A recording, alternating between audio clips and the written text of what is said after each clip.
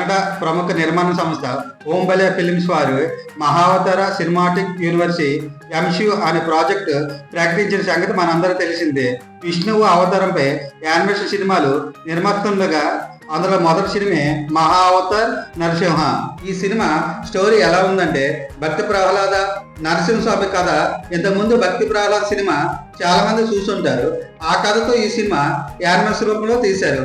కశ్యప మహర్షి దితి దంపతులకి హిరణాక్షకుడు హిరణ్యకశిపుడు ఇద్దరు కొడుకులు పుడతారు. వీరిద్దరు రాక్షస గుణాలతో పుడతారు.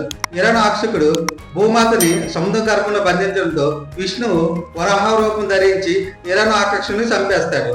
దీంతో విష్ణు మీద హిరణ్యకశిపుడు మరింత దేశం పెరిగి కఠోర తపస్సుతో బ్రహ్మను ప్రార్థించి తనకు ఇంటి గాని బయట గాని మనుషు గాని వస్తువు గాని దేవతలు గాని పశువు గాని పగల గాని చంపకూడదని వరం తీసుకుంటాడు. హిరణ్యకశిపుడు పుట్టిన బిడ్డ ప్రహ్లాదుడు విష్ణు మహాభక్తుడిగా మారంతో ఈ 5 సంవత్సరాల పిల్లవాడికి చంపేందుకు అనేక ప్రయత్నాలు చేస్తాడు.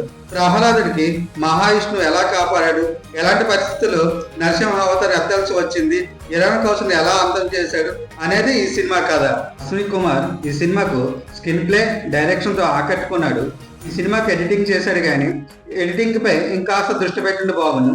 మ్యూజిక్ డైరెక్టర్ శ్యామ్సి ఎస్ బీజిఎంతో దుమ్ము దులిపేశాడని చెప్పాలి.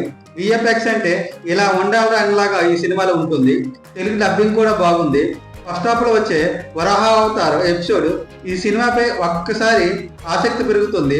సెకండ్ హాఫ్ లో వచ్చే క్లైమాక్స్ లో నరసింహ అవతారు హిరణ్యకశిపుని చంపేసిన సీను గూస్ బంపు తెప్పిస్తాయి.